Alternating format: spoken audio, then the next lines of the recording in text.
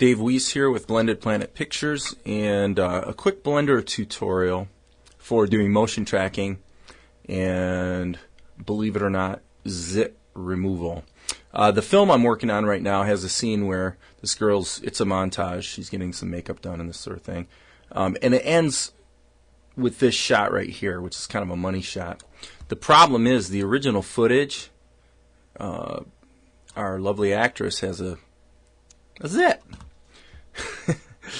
So there's limits even to what Hollywood makeup can do, apparently. So, Blender to the rescue. Step one, I went into the Blender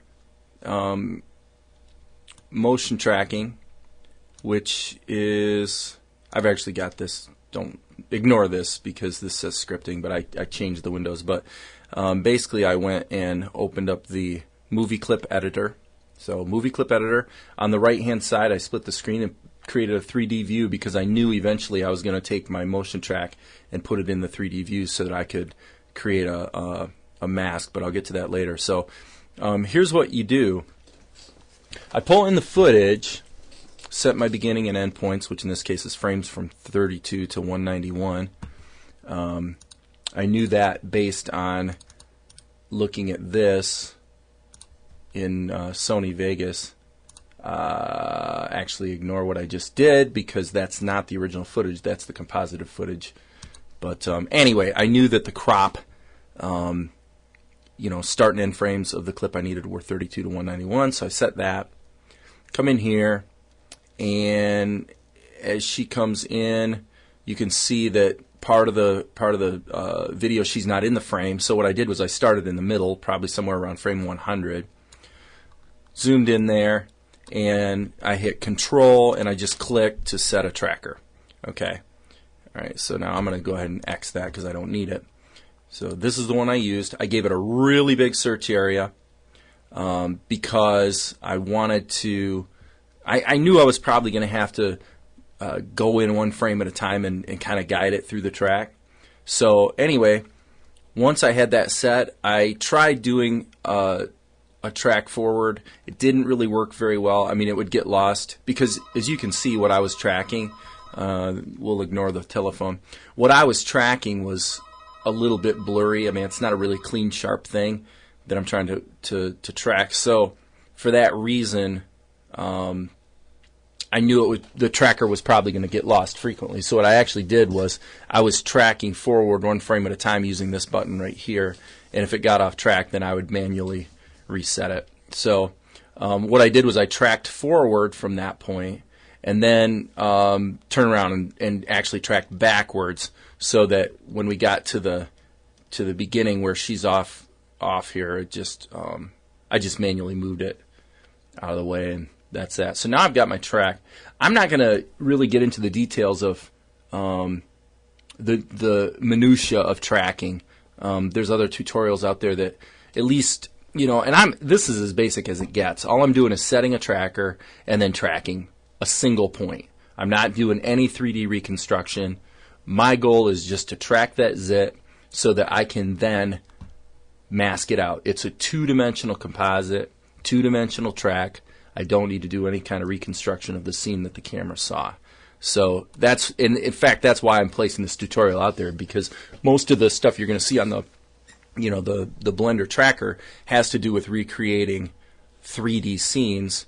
And it's kind of sad, actually, because I've seen a lot of tutorials out there where I swear guys are deliberately shaking their camera as much as possible just to show that they can track in 3D with handheld footage. When in fact in the real world, when you're making films, nobody shakes the camera that much. I mean, static lock shots are more common than these ridiculous handheld shots that are all over the place. But I guess that's a rant for another day.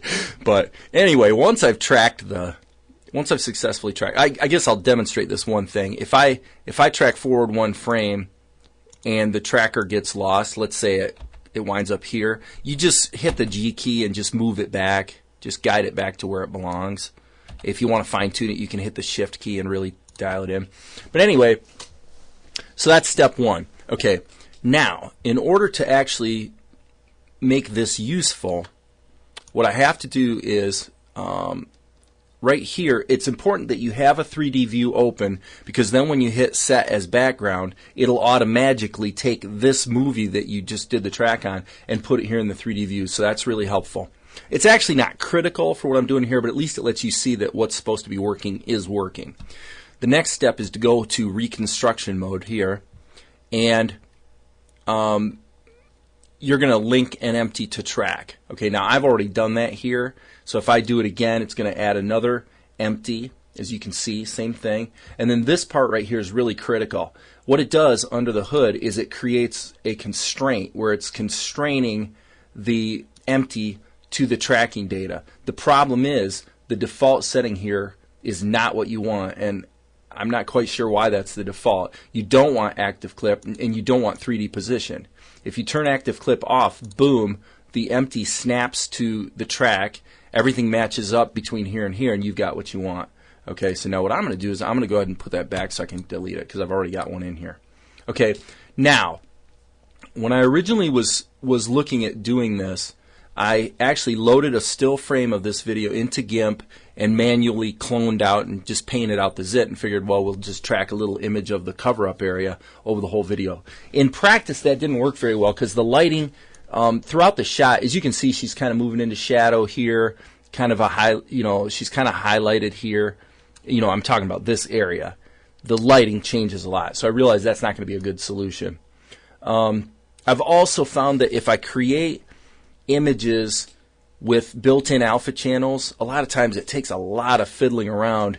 If you want to bring this into Blender like as an image plane with the alpha transparent ping or target file mapped to that image plane, what I found is you just have to go through a lot of struggle to get the alpha channels, the transparency, to go from what was perfect in GIMP to, it's coming into the 3D view, then it's going through the compositor.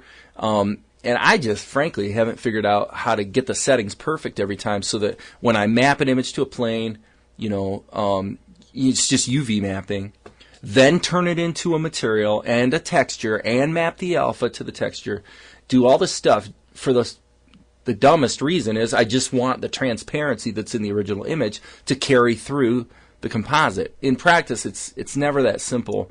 So I'm always looking for an easier way. What I did was, I just, oops, didn't mean to do that. What I did was I just added a,